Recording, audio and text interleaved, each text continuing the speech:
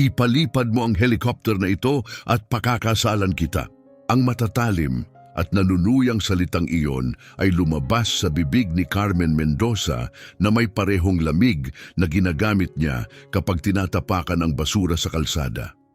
Sa edad na 31, si Carmen ang makapangyarihang CEO ng Mendoza Aviation at noong Lunes ng umaga sa Skyscraper Heliport ng Chicago, kailangan niyang agarang makarating sa Detroit upang tapusin ang isang negosyong nagkakahalaga ng $50 milyong. Ang kanyang personal na piloto ay nagkansela sa huling minuto dahil sa isang medikal na emerhensya at wala ring ibang backup pilots na available sa lungsod. Doon dumating si Ricardo Bautista, isang 35 taong estranghero na napadpad lamang sa rooftop upang tahimik na kainin ang sandwich na nakuha niya mula sa isang shelter. Ang kanyang suot ay pinagtagpi-tagping lumang damit, isang lumang military jacket, punit na shirt at pantalong may mantsa. Ang kanyang kulot na buhok ay magulo at hindi nagsuklay, ang balbas ay mahaba at hindi naayos. Mukha siyang taong matagal nang kinalimutan ng mundo. Pero nang sinabi niyang, "Miss, kaya kong paliparin ang helicopter na ito." Ang kanyang boses ay walang bahid ng pangingimi o galit, kundi tiwala sa sarili. Nagtawanan ang dalawang assistant ni Carmen. "Baka nga ni Kotse, hindi mo kayang i-drive," panunuya ni Mario, ang senior assistant, habang inaayos ang kanyang mamahaling kurbata. "Bakit hindi ka na lang maghanap ng barya sa may fountain?" Nakatayo si Carmen na nakapamewang, ang takong ng sapatos niya ay pabangis na tumutunog sa semento.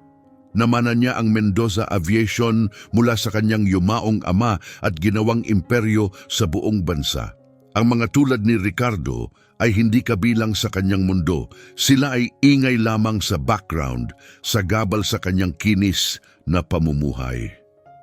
"Lilnawin ko lang," mariin niyang sinabi, "ang helicopter na to ay $8 milyong ang halaga. Hindi ito laruan, hindi ito biro. Dapat naghahanap ka ng trabaho o kaya'y paligo muna." Pero nanatiling kalmado si Ricardo, hindi siya natinag.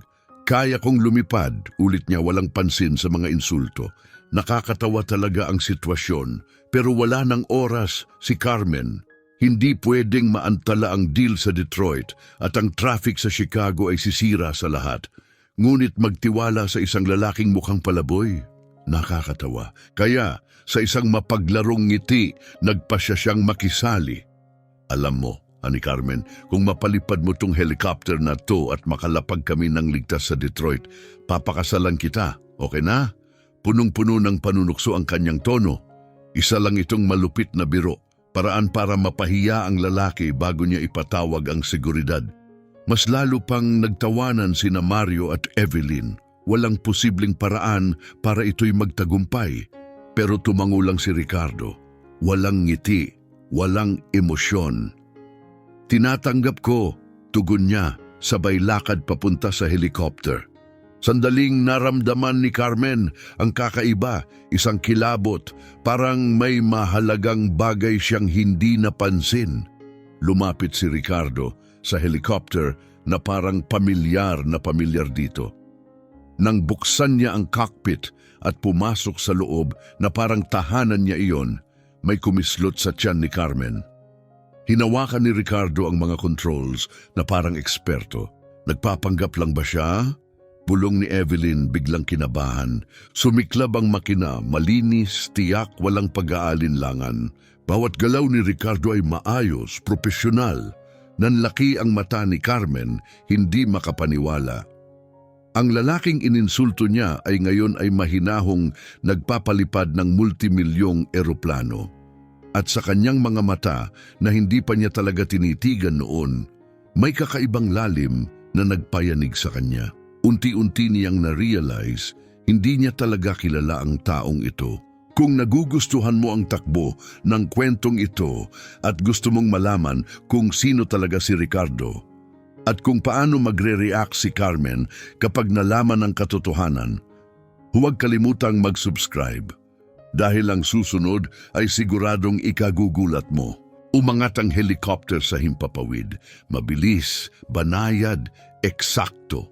Walang alog, walang kaba, wala ni isang pagkakamali na inaasahan ni Carmen upang patunayan ang kanyang hinala. Lumipad si Ricardo na parang hininga lang ito. Habang lumilipad sila sa ibabaw ng Chicago patungong Detroit, hindi mapigilan ni Carmen ang tumingin sa kanyang refleksyon sa cockpit. Matatag ang hawak ni Ricardo sa kontrol. Mabilis ang mata niya sa pagbabasa ng instrumentong nasa harap at ang kabuuan niya'y naglalabas ng kasanayan. Imposible. Hindi lumilipad ng luxury helicopter ang mga palaboy. Saan ka natutong gawin to? Sigaw ni Carmen habang umaalingaw-ngaw ang ingay ng makina. Hindi siya nilingon ni Ricardo. Sa mga lugar na hindi maiisip puntahan ng isang tulad mo, sagot niya, kalma, hindi natitinag, na puno ng galit si Carmen. Sino siya para magpakasikreto? Hindi tinotolerate ni Carmen Mendoza ang misteryo, lalo na mula sa isang taong itinuturing niyang mababa. Kinuha niya ang telepono at tinawagan si Mario. Alamin mo kung sino talaga tong lalaking to. Buong pangalan, background, saan siya nakatira, lahat, bulong niya. At pagbalik ko, gusto kong mas higpit ang security sa rooftop. Ayoko na ng ganitong sorpresang bisita. Narinig ni Ricardo ang bawat salita, pero hindi nagbago ang ekspresyon niya. Sa edad na 35, mas malalaking pagsubok na ang kanyang hinarap kaysa sa pang-aalipusta ng isang spoiled na executive. Ang hindi alam ni Carmen ay matagal na siyang pinapanood ni Ricardo. Hindi siya napadpad doon ng aksidente. Alam niya ang schedule ni Carmen, alam niya ang deal sa Detroit, alam niyang sa helicopter ito umaasa para makaiwas sa traffic at manatiling nangunguna. Matagal na siyang naghihintay para sa mismong sandaling ito. 3 taon ang nakalipas, hindi pa si Ricardo Bautista ang isang walang pangalang lalaki sa rooftop. Siya ay si Captain Ricardo Bautista, ang pangunahing piloto ng Emergency Medical Transport Unit sa Chicago. Araw-araw, lumilipad siya para sa mga misyong nagliligtas buhay, naghahatid ng mga pasyenteng kritikal at gumagawa ng mga desisyong naglalagay sa pagitan ng buhay at kamatayan. Wala siyang bahid sa kanyang record hanggang sa isang gabi na nagbago ng lahat. Noong gabing iyon, si Carmen Mendoza ay isa sa kanyang mga pasahero. Naaksidente ito sa sasakyan. Hindi naman malala, may pasa lang, pero nagpilit ito na bigyan ng prioridad bilang isang VIP. Sa parehong oras, isang batang lalaki mula sa mahirap na komunidad ang nabundol ng sasakyan at mabilis na nawawalan ng dugo. Malapit na siyang mamatay. Gumawa si Ricardo ng tanging tamang desisyon para sa isang medikal na profesional. Iniligtas niya ang bata. Pero hindi iyon mahalaga kay Carmen. Sumigaw siya tungkol sa kanyang status, nagbanta ng kaso at nagpilit na unahin siya. Nang tumanggi si Ricardo at sumunod sa tamang protokol, tumawag si Carmen. 2 linggo ang lumipas, natanggal sa trabaho si Ricardo. Ang mga paratang, pawang kasinungalingan, ginamit ni Mendoza ang kapangyarihan at koneksyon upang sirain ang pangalan niya. Sa loob lamang ng ilang araw, ang dating respetadong bayani ay naging taong ayaw tanggapin ng alinmang ospital. Nasira ang kanyang pangalan.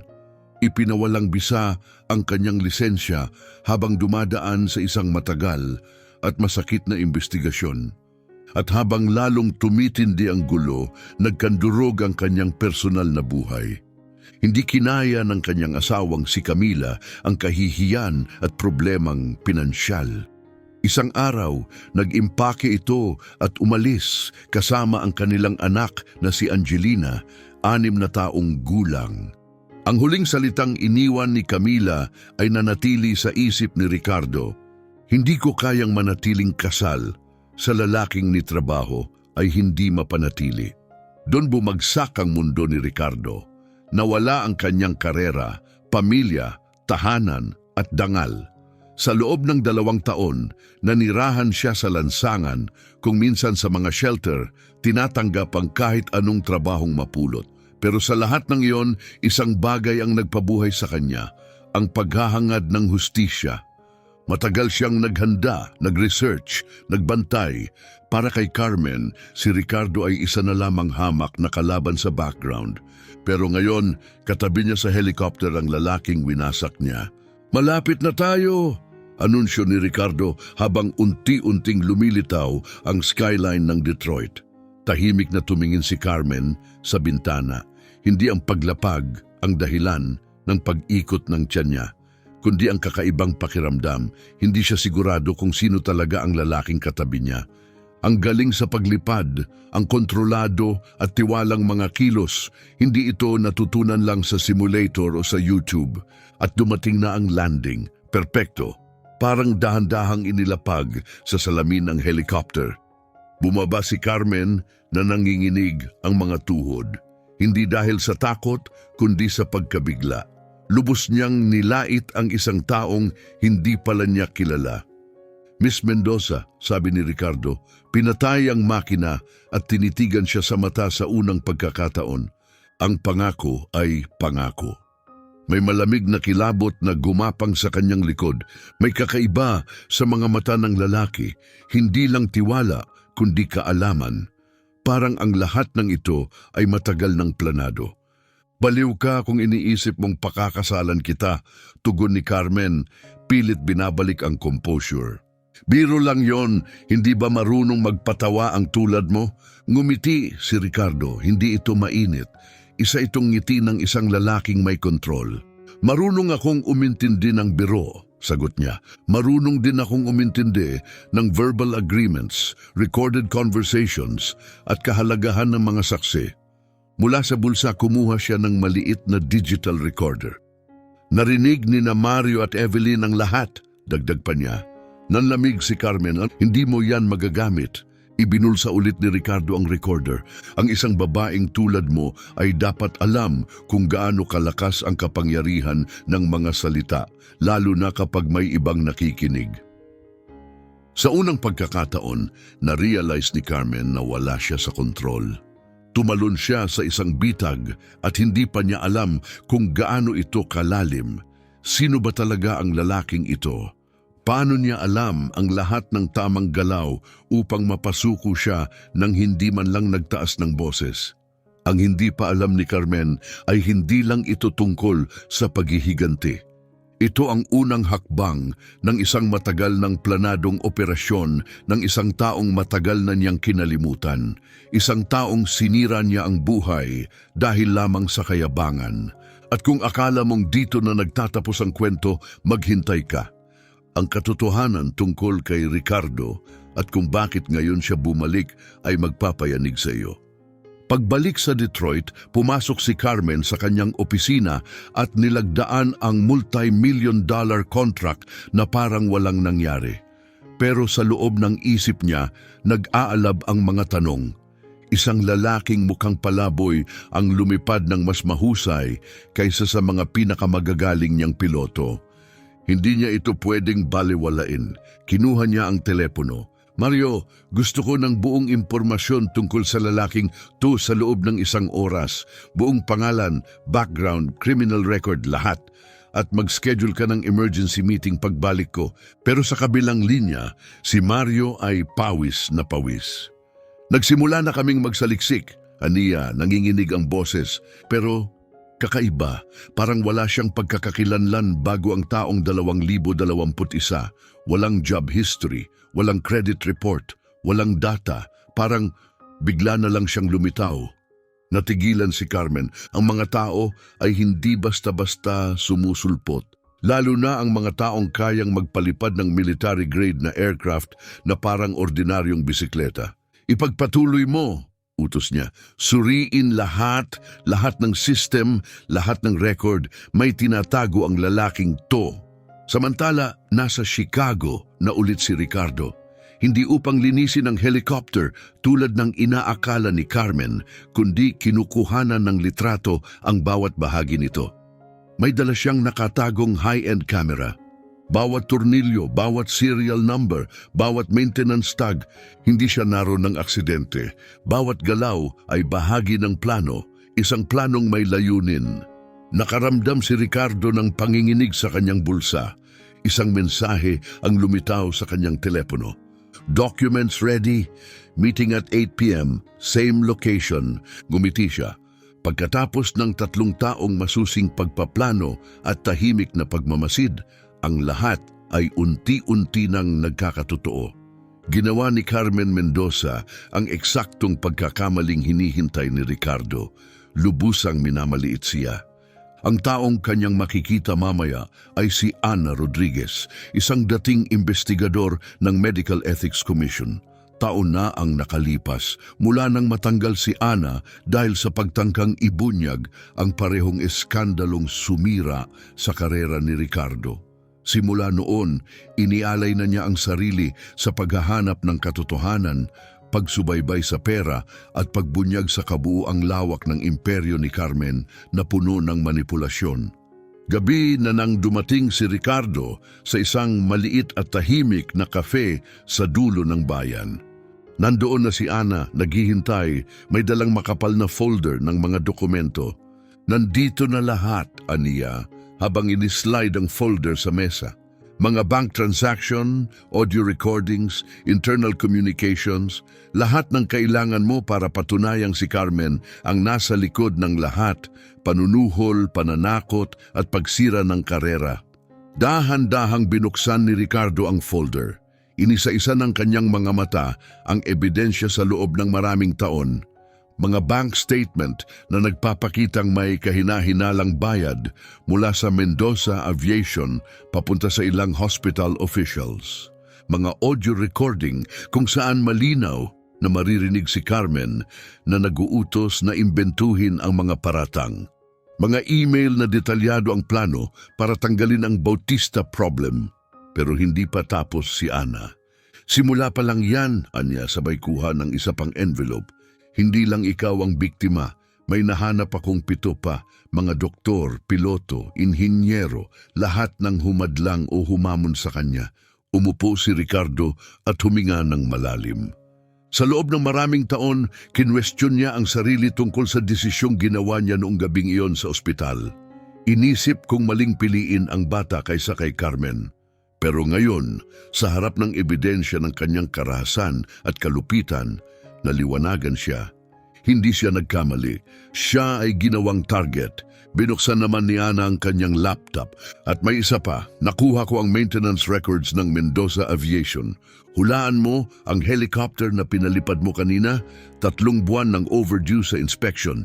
Ang safety certificates, peke. Nagbago ang ekspresyon ni Ricardo. Gusto mong sabihing sinadya niyang pasakayin ako sa isang delikadong eroplano? Tumango si Ana, seryoso ang mukha. Hindi lang ikaw, matagal na niyang ginagawa ito. Pinepeke ang safety reports para makatipid.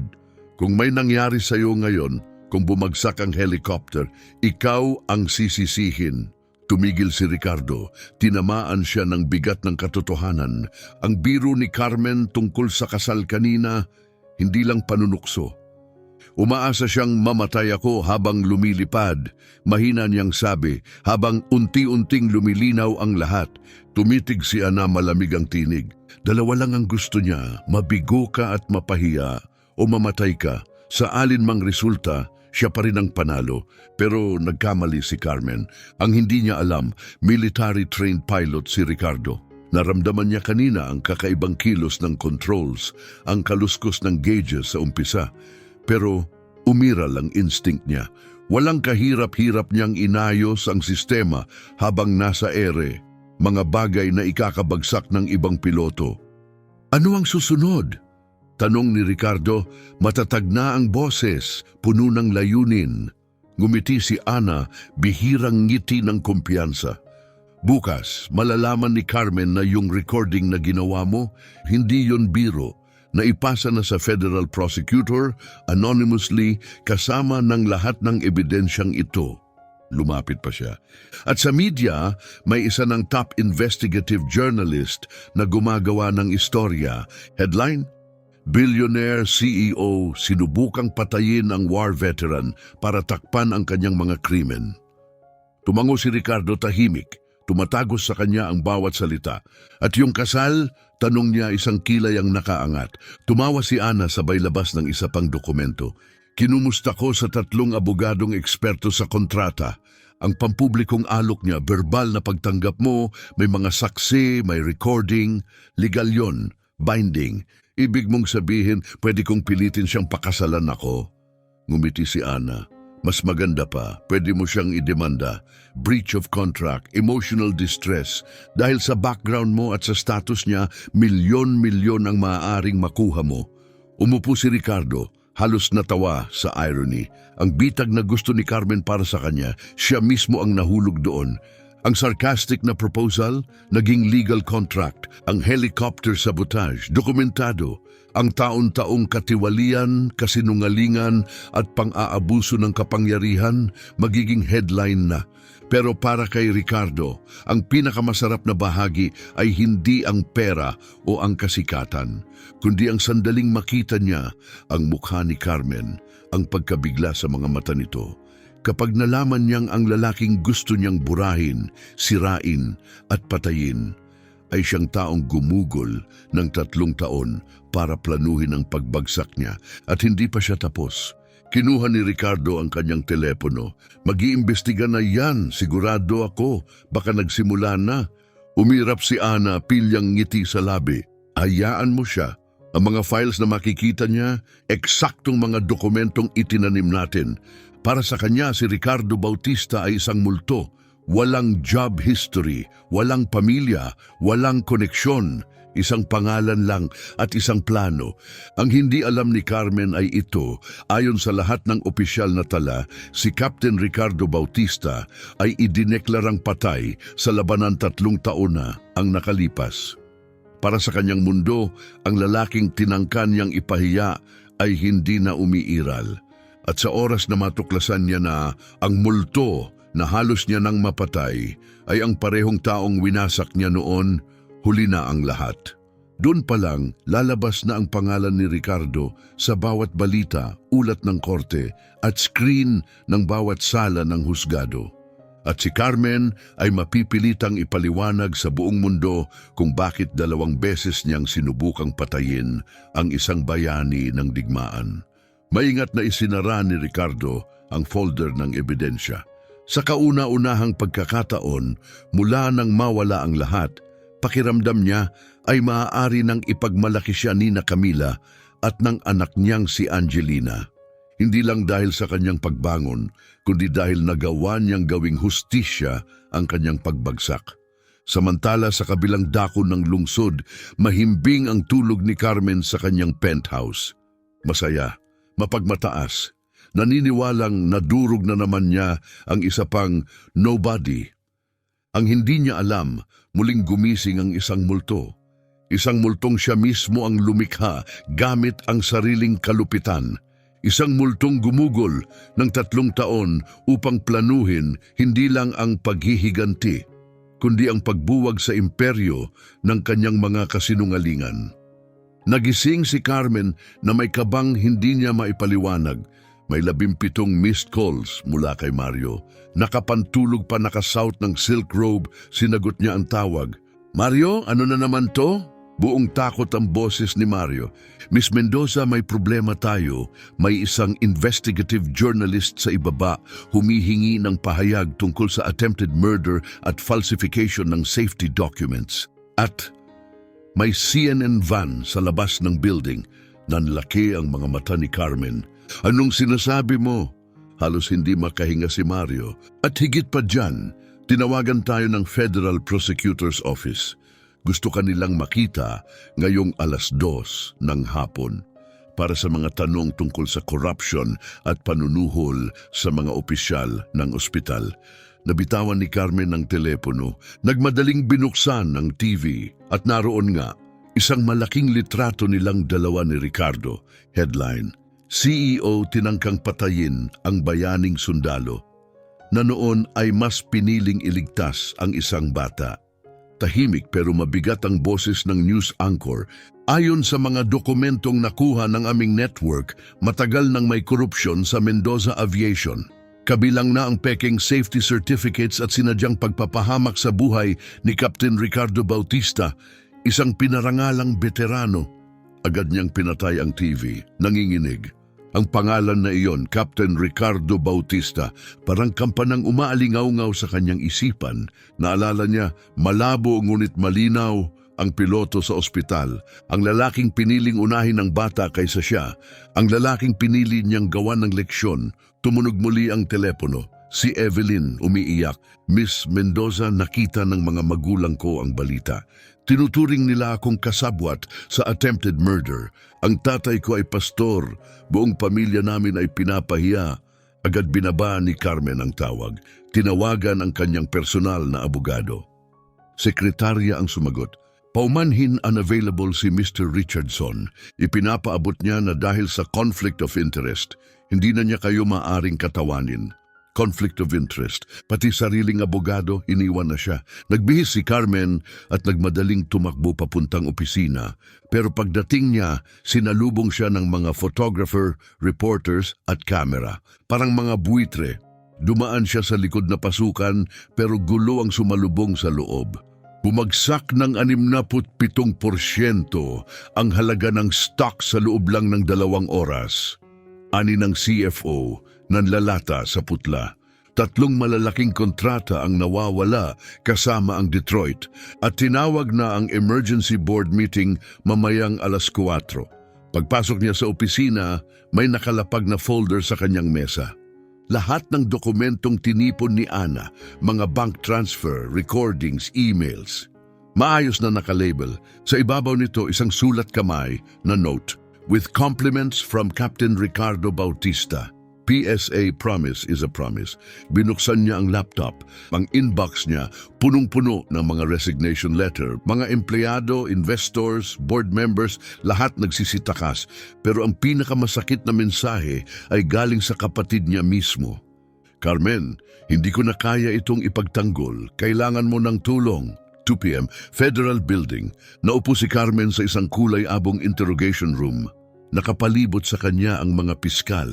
"Miss Mendoza," panimula ng isa, "may matibay kaming ebidensya na ginamit ninyo ang panunuhol at kasinungalingan para sirain ang karera ni Captain Bautista noong 2021 at mukhang sadyang inilagay ninyo siya sa panganib muli kahapon sa pamamagitan ng isang hindi ligtas na aircraft." Kalokohan yan, sigaw ni Carmen, ngunit pati siya halatang hindi kumbinsido. Isinara ng prosecutor ang usapan sa pamamagitan ng isang simpleng click. Isang recording ang tumugtog. Sariling boses ni Carmen. "Listen Reyes, pinahiya ako ng pilotong iyon. Hindi ko na siya gustong makita. Hindi ko pakialam kung paano mo gagawin. Tandaan mo, malaki ang donasyon ng Mendoza Aviation sa ospital nyo." Namutla si Carmen. Nakalimutan na niya ang tawag na iyon. Ipinatong ng prosecutor ang isa pang dokumento. Narito rin ang $85,000 transfer mula sa Mendoza Aviation papunta kay Dr. Reyes. 3 araw matapos tanggalin si Captain Bautista.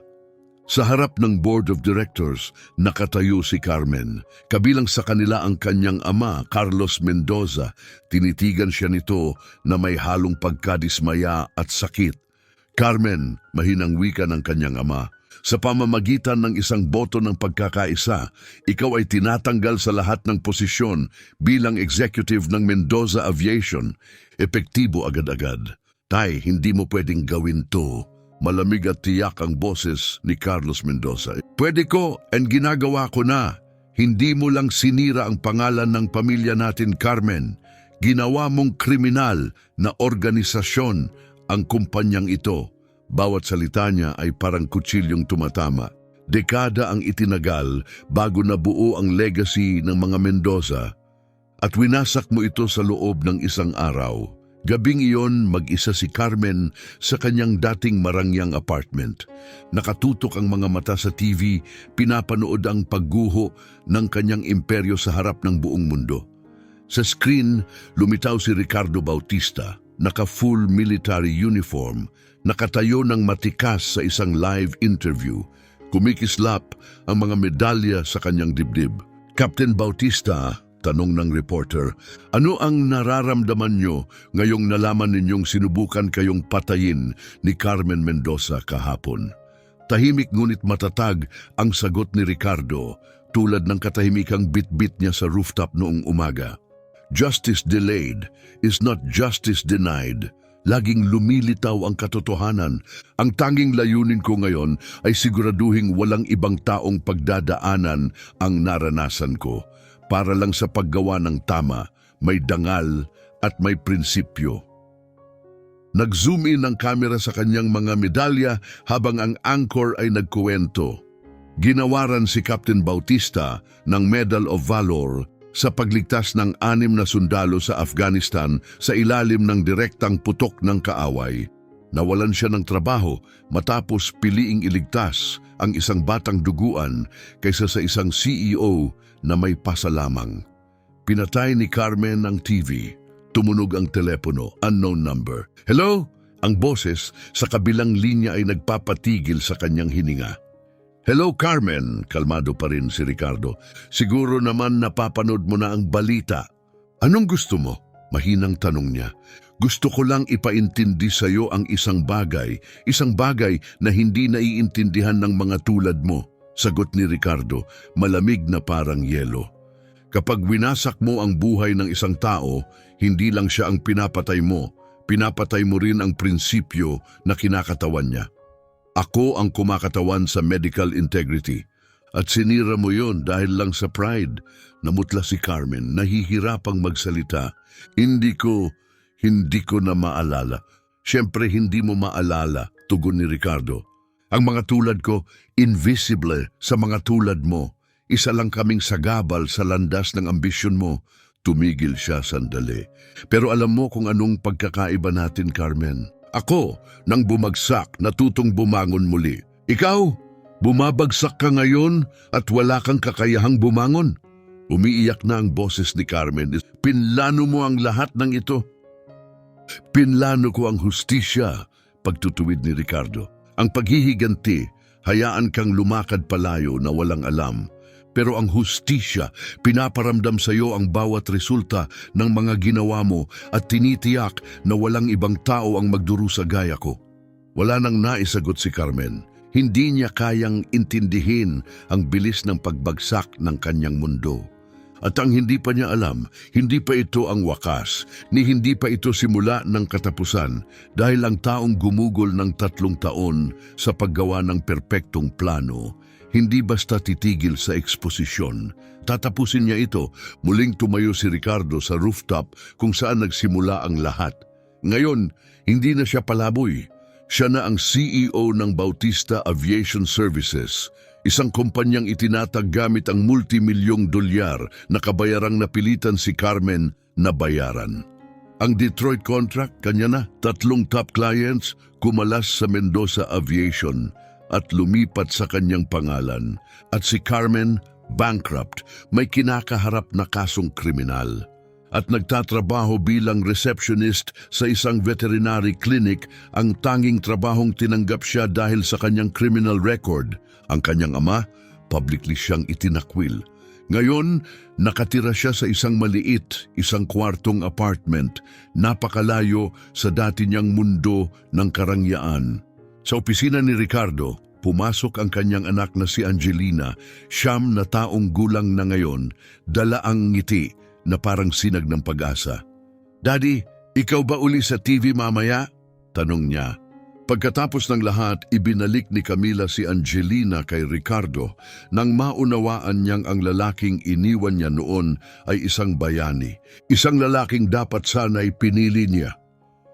"Oh, princess," sagot ni Ricardo nakangiti. "Magkwekwento ako kung paano ang pinakamalupit na pangyayari sa buhay ko ay naging pinakamagandang turning point." Tumitig siya sa labas ng bintana sa skyline ng lungsod. Naabot ang hustisya, hindi lang sa korte, kundi sa tagumpay. Tagumpay na itinayo sa mga guho ng kawalan ng katarungan. 2 beses sinubukang ibaon ni Carmen si Ricardo. At sa parehong pagkakataon, mas mataas ang kanyang pagbangon. Ang tunay na tagumpay, hindi ang pagbagsak ni Carmen, kundi ang patunay sa mundo na ang dakilang tao ay hindi nababatay sa yaman o kulay, kundi sa prinsipyo, tibay ng loob at kakayahang gawing kapangyarihan ang bawat sakit.